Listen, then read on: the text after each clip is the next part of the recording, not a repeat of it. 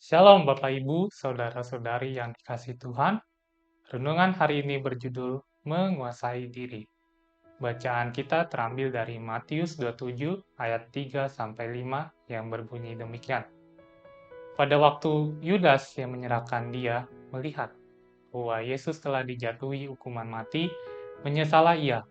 Lalu ia mengembalikan uang yang 30 perak itu kepada imam-imam kepala dan tua-tua dan berkata, "Aku telah berdosa karena menyerahkan darah yang tak bersalah." Tetapi jawab mereka, "Apa urusan kami dengan itu? Itu urusanmu sendiri." Maka ia pun melemparkan uang perak itu ke dalam bait suci, lalu pergi dari situ dan menggantung diri. Pernahkah Anda mengalami pengalaman yang tidak menyenangkan seperti dikhianati oleh orang yang Anda percaya, atau orang yang sangat Anda percaya tersebut beralih kepada orang lain, sehingga orang tersebut membeberkan beberapa keburukan Anda pada orang lain? Ada sebuah kisah seorang anak yang bernama Rian yang masih duduk di bangku SMA. Ia mempunyai seorang sahabat laki-laki yang juga berada di kelas yang sama dengan Rian. Mereka sudah kenal dan sudah bersahabat sejak mereka masih kecil. Hingga pada akhirnya, Rian berkhianat kepada sahabatnya tersebut. Kisah pengkhianatan Rian bermula ketika Rian yang selalu merasa di bawah bayang-bayang dari sahabatnya yang selalu dikagumi oleh banyak orang.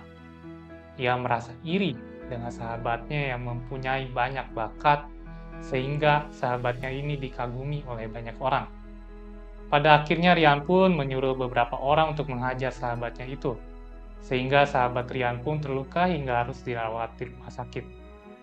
Setelah beberapa bulan, sahabatnya Rian ini tak kunjung sembuh. Maka Rian pun akhirnya menyesal dan merasa bersalah.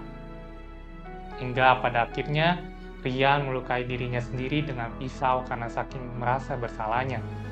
Rian pun meminta maaf kepada sahabatnya, dan setelah sahabatnya Rian ini mengetahui bahwa Rian melukai dirinya sendiri, ia pun menegur Rian dan memaafkan Rian. Hingga pada akhirnya mereka kembali menjadi sahabat seperti dulu. Cerita ini mirip dengan Yudas yang menyesal telah menyerahkan Yesus. Namun Yudas berbeda dengan Rian. Yudas memang menyesal, namun ia tidak dapat menguasai dirinya sendiri. Hingga pada akhirnya Yudas mengakhiri hidupnya sendiri. Justru Rian hanya melukai dirinya sendiri dan bahkan Rian pun meminta maaf kepada sahabatnya. Dalam situasi apapun memang cukup sulit untuk mengendalikan perasaan dan emosi kita. Namun hal itulah yang diinginkan oleh si jahat untuk menghancurkan kehidupan kita. Jika kita mampu untuk menguasai diri, maka hal-hal yang kita tidak inginkan pun tidak akan terjadi. Lalu bagaimana caranya agar kita dapat menguasai diri? Yang pertama, kita harus berdoa kepada Tuhan. Kita harus mendekatkan diri kita kepada Tuhan dan meminta hikmat pada Dia. Lalu yang kedua adalah kita harus menjauh dari kemungkinan-kemungkinan yang akan membuat kita menjadi jatuh di dalam suatu kondisi yang tidak kita inginkan. Dengan saudara mendekatkan diri kepada Tuhan dan meminta pertolongan kepada Dia, maka kita akan mampu menguasai diri kita sendiri, sehingga roh-roh jahat tidak dapat menguasai diri kita dan menghancurkan kita. Kita juga harus memohon ampun kepada Tuhan, agar Tuhan mengampuni dosa-dosa dan kita tidak akan terjerumus kepada hal-hal buruk seperti yang Yudas lakukan.